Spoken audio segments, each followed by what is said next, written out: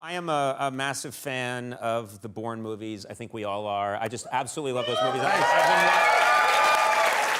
It's really nice because I enjoyed them all so much, and now my son is an age where he and I can we're rewatching them together, and he's seen them for the first time, and he's absolutely hooked. That's great. And so we're watching it, and the action is so amazing. And then I read somewhere that you're afraid of heights, and I thought that's not possible because I've seen you do too many cool stunts where it looked like you couldn't possibly be afraid of heights. Yeah, I didn't know that I was afraid of heights till, I mean, I did these stunts, like I jumped off a bridge in the second Bourne movie, and I was fine. I was wearing a cable, I had a cable and a harness, and there was a big crane I was attached to. I was like, oh, this is fine, and I did it, and, but I was in Dubai in 2004 and went to the top of this building with my wife and on this helicopter pad and walked out, and it was one of those, I went full lizard brain, and I realized, oh my God, You mean you just froze? I completely froze. It was like I couldn't physically move. It was crazy. And, right. And subsequent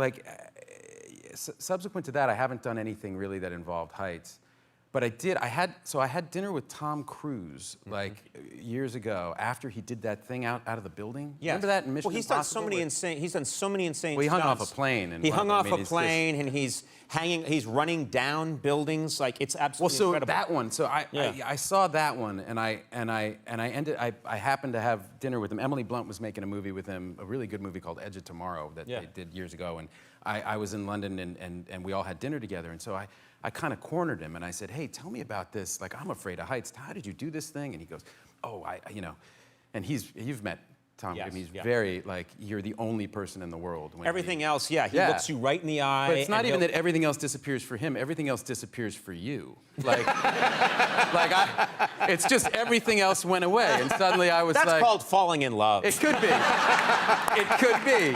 It could be. But I know exactly what you're talking about, yeah. But he just laser locked, and he was like, because he really wanted to talk about it. He said, I've been dreaming of this shot for 15 years, of this sequence, and finally I had a chance to do it. And I goes, well, so how did it come to pass? And he goes, okay.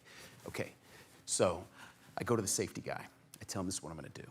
This is what I'm going to explain the whole gag to him. Right.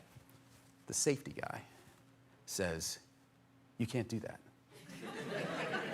He goes, that's too dangerous. And I'm like, and he goes, so I get another safety guy. That was it. And I looked at him and I'm like, I'm tapping out because you win. You are the best. Like, at that point, when you get the safety guy, whose only job is to keep you safe, says that's too dangerous. My reaction is, too bad we can't do that sequence I came up with. It would have been really cool.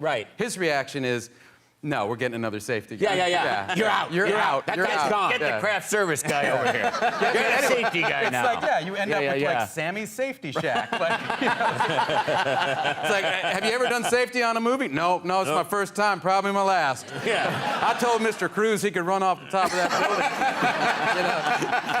building. Seems all right to me.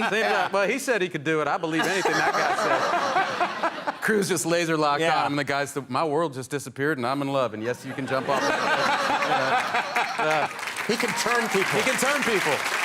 He's that good.